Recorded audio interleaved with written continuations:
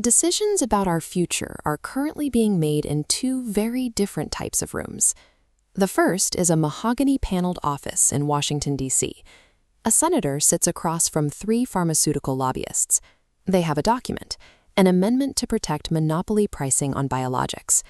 Patients will pay more, but the company employs thousands in the senator's state and contributes millions to his campaign. He barely skims the pages before promising to introduce it. In this room, the citizens who elected him are invisible. The second room is a glass-walled lab in Taiwan. Thousands of citizens are deliberating ride-sharing regulations using an online platform. Instead of a binary yes or no vote that leaves half the population angry, this algorithm maps opinion clusters to find what diverse groups can actually live with. It surfaces common ground between taxi drivers, passengers, and safety advocates in real time. The difference between these two rooms reveals a stark choice in how we engineer our society. We can maintain a system designed for elite capture, or we can build an architecture that supports true citizen sovereignty. Our current industrial governance model was built for top-down control in a world that was assumed to be predictable. But that machinery breaks down when facing the non-linear complexity of climate change, pandemics, or artificial intelligence. The primary bug paralyzing these institutions is the short-term electoral cycle. Operating on a constant 3 to 4 year loop structurally punishes long-term foresight. It makes the urgent coordination required for the next decade nearly impossible to launch today. Because these are structural failures, the solution isn't just electing better people. We have to actively engineer a different operational architecture. We aren't starting with a blank slate. Our history contains proving models from societies that successfully governed for continuity rather than extraction. The Haudenosaunee Confederacy utilized the 7 generations principle. When an elder named Tadodaho evaluated potential alliances, he didn't look at immediate trade gains like muskets or tools. He asked if the decision would leave a healthy, sovereign world for descendants living 140 years in the future. Finland has institutionalized this wisdom through its Committee for the Future. This permanent parliamentary body is tasked specifically with long-term foresight. They stress-test current policies against 50-year scenarios for AI and biotechnology, ensuring the state remains resilient as these technologies evolve. By making foresight a legally codified function, governance replaces the illusion of total control with the institutional humility required to adapt to a complex future.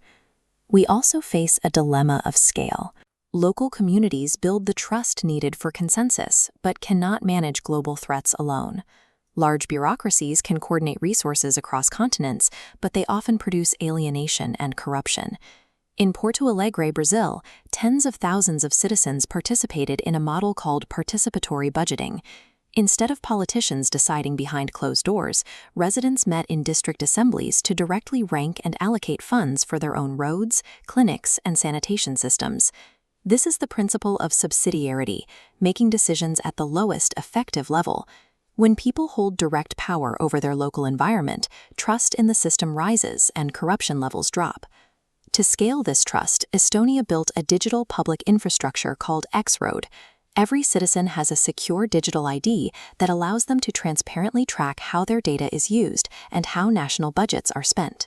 It removes the opaque middleman, making the state's actions visible to every participant. When localized decision-making is integrated through transparent, interoperable digital infrastructure, we create a way to aggregate local trust into the large-scale coordination required to face planetary risks.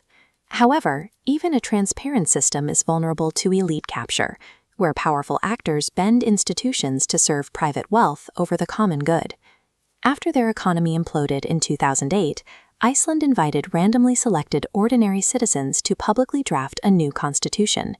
They included bold protections for natural resources as public commons, making it much harder for future governments to sign away the country's wealth to private interests. Building a corruption-resistant system requires overlapping redundancies. This includes sortition, using randomly selected citizen assemblies to break partisan gridlock, alongside decentralized data ledgers and strict campaign finance limits. Transparency alone is insufficient if power remains centralized. These anti-capture mechanisms must be legally binding to effectively block entrenched interests from subverting the system. These case studies point toward a framework for regenerative governance built on 5 principles: empowerment, transparency, multi-scale subsidiarity, the integration of wisdom, and polycentric design. To adopt them, we have to move past the industrial focus on lawmaking as a form of coercive control.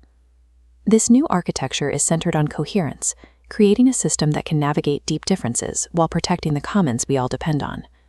At its most basic level, true governance is the stewardship of the conditions required for human and ecological life to flourish. These models, from Taiwan to Iceland to Estonia, are real, but they are currently fragile experiments. A wise, regenerative government operating within an extractive, rivalrous economy will eventually be subverted. The political and the economic architectures are tightly coupled. They must transform together.